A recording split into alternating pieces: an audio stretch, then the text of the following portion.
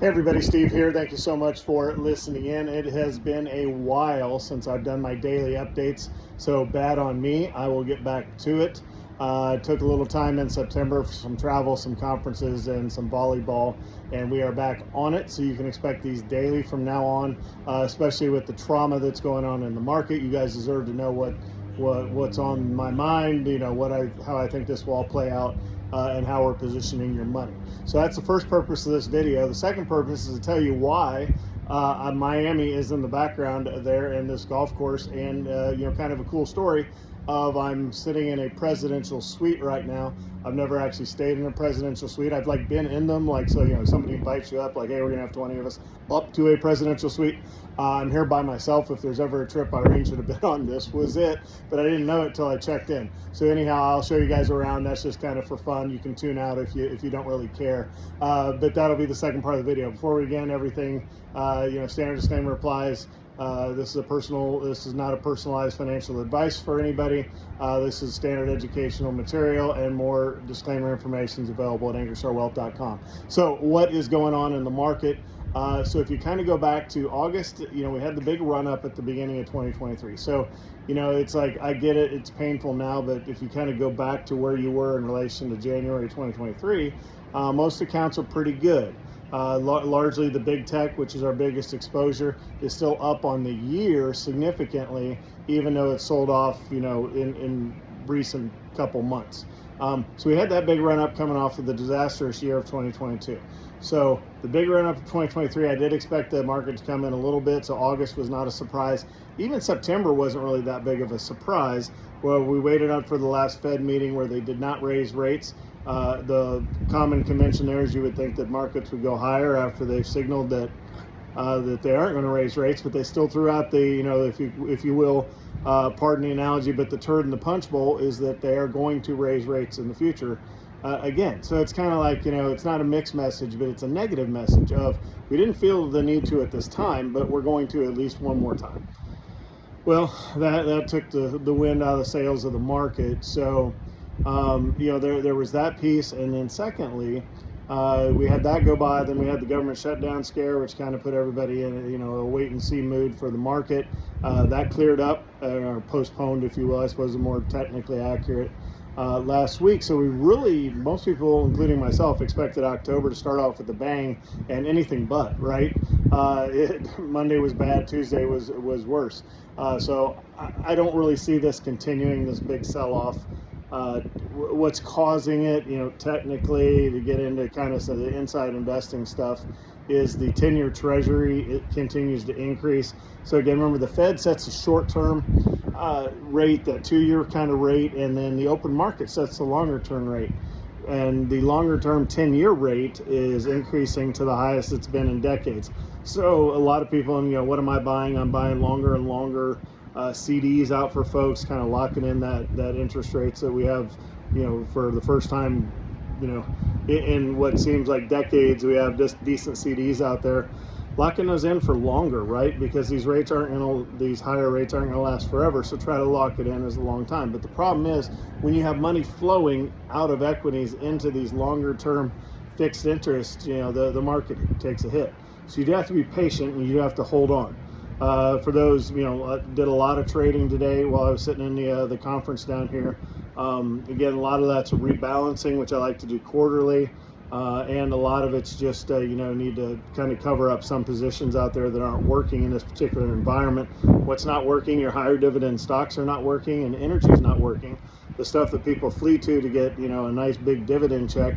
Well, why get a dividend check of 4% when you can get a CD that gives you 5.75, which is JP Morgan had one today, paying that. So again, things are troubled in the equities market when you can get much more out of a fixed income instrument like CDs. So that's going on. Also, that's a precursor that people are going to safety, which means that people anticipate a recession.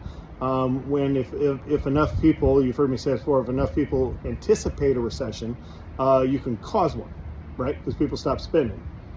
and that can cause the, actually, the anticipation of it can cause the actual event that nobody wants to have happen, but if enough people believe it will, it will. It's kind of like a self-licking ice cream cone analogy, if you've heard me use that before. So that's kind of what's going on. I don't know how long it will last, but I do know that we're not really repositioning. We're rebalancing, but not repositioning portfolios based on this. Again, I'll have my full investment advisory board with the full market outcast Thursday night, 6:30. You'll receive an invite for that probably before you're even seeing this. But the point is that we are near the end of the rate hike cycle. It'd be nice if it was a clear-cut end. Hello, bird. But it's not. There's still going to be at least one more, maybe two, and the markets take off after that. So, it's not time to bail and go super conservative. It just isn't. So that's what I have for the markets. That's part one. If you're only cared about the market stuff, check out now. But if you want to see around this ridiculous suite and hear how I got into it, stick around. So I'm on one of 4 balconies in this place. So, and I just discovered the 4th. So I'll kind of back out here. So here's my little balcony out here, and look out overlooking the golf course. I'm at the JW Marriott in Miami, and largely here because FTX imploded. What does that have to do with anything? Well, Riskalyze has their conference here, which Riskalyze is the firm that we use to manage your investments, set your risk number. You've heard us talk about that, give you that nice stats report, that portfolio report. That's the conference we're at. We believe in this enough to come down here. Last year was in Salt Lake. This year it's in Miami, obviously. Courtesy FTX, they went under, and obviously Riskalyze was able to roll in and actually, acquire this hotel to be able to stay at for a conference of that size, or this size it should be. So anyhow, there's like 1,000 advisors down here, a whole bunch of folks that have the latest in technology. Riskalyze released a whole bunch of new features that, again, we'll roll out. As we the advisor have to learn how to use it first before we can roll it out to you guys. But that's why we're here. Joel's here, David's here, and I flew in late last night just for kind of a shortened version of the conference, because I do need to get back home, take care of the family and take care of y'all, because I've been traveling a little bit. I did go to the New York Stock Exchange Thursday. That'll be a different brief that I'll show you pictures of that. We were at the bell ringing ceremony on Thursday, which was amazing. So that's why we're in Miami. So I get in late. I'm supposed to, if you've been to these conferences, you stay at these amazing hotels that I wouldn't normally stay at, like the JW Marriott. And they give you the conference rate, which is still, a couple $100. So, they make it hurt a little bit to come down here. But what a cool place, cool property. And they take really good care of us once we're here. So getting here, we have to pay for that. But once we're here, they take care of everything else. So I have a regular room, king bed, 2 nights, that sort of thing, set up. And I get in there last night again after my plane was delayed and get in late. So I'm checking in, and the person in front of me, that took like 15 minutes for them to help them. They were searching for a room for them. And I kind of hear for this, and I'm like, ooh, glad I have a reservation. Well, the kicker was they had a reservation too, and they literally were out of rooms. So the guy, I checked in with him, and he's like, this is your lucky day. And I'm like, well, it hasn't been that lucky yet. So, do tell. And he said, I'm going to put you up in the presidential suite in this building. Forget what the building is that I'm in. There's 5 buildings here. So I'm in one of the presidential suites. So let's just go out to the front. I'm in the back bedroom now. So let's just kind of truck out on here with what, so I said, oh, well, thank you. That is nice. So I'm coming up to the room, which is kind of funny. And I'm like, well, I'm really excited about this, and kind of don't know how to do this without turning the camera around, but I also don't want to lock myself out either. So I'll just tell the story. So I walked up here, and the first door I saw to my room was a service entrance. That's where the caterers come in. I was like, okay, pretty cool. And then it's a double doors, and kind of see in the back, this is I'm inside the suite now. So I walk in through the double doors, kind of see the entryway. Okay, that looks kind of normal. And then this is the bathroom for the living room area is in here. And then this is the side I see when I look into the actual living room. Again, not the bedroom, but the living room. You have a full dining room / conference table over there. There's a catering entrance, which I'll show you over there. Then you have the living room area, and on into the rest of it.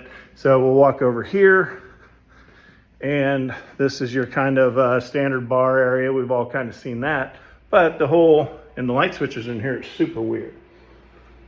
Took me like 20 minutes to figure out how to turn all the lights off last night. Now there's your catering entrance and your staging area for when you get stuff catered into your suite. So I thought, okay, that's kind of cool. And then, so I come out here and they have this really cool like VIP sort of how to order room service, and your journey starts here, and you know, blah, blah, blah, blah, blah, which they may have that in all rooms. I don't know if that's necessarily that special, but I did get, I didn't know these were here until this morning. There's one balcony that you can have a little private area at. And then you have took me like 3 minutes to close all the blinds last night. I don't even know how to open this one, so I won't even try. But anyhow, you have another balcony out there with its own little private area. And then you have the third balcony off the master bedroom, which I went out here. I thought about doing the video there, but the other one was pretty cool. So that's kind of like a private balcony. And then if you're going to throw a little party, that's the original balcony that I was on. You have enough area out there for, I don't know, 15, 20 people, maybe a bar if you were going to put one out there. But walking into the master, this is kind of the master from above. So you have the big king bed. And then you walk into the bedroom, the closet area. So you have his and hers walk-in closets, which is kind of funny. And there's like all my massive stuff that I brought doesn't fill up like 1/5 of this closet. And then of course there's a whole empty one over here for his and hers or whatever.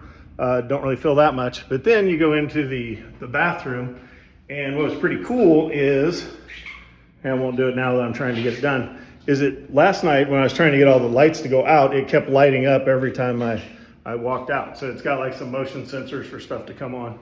But pretty cool little executive area, or not executive, but luxury type shower. Again, plenty of room in there. So anyhow, I just wanted to share that for you. I don't know how many square feet it is. I could look it up online if I really cared. But anyhow, it's kind of lucked into that. So that's where your video is coming from today. And that's where you'll get your video from tomorrow. So with that, I'll let you go for the day. Thanks again for watching in. And again, this is going to be a daily thing from now on, getting back to the basics. We'll talk to you soon.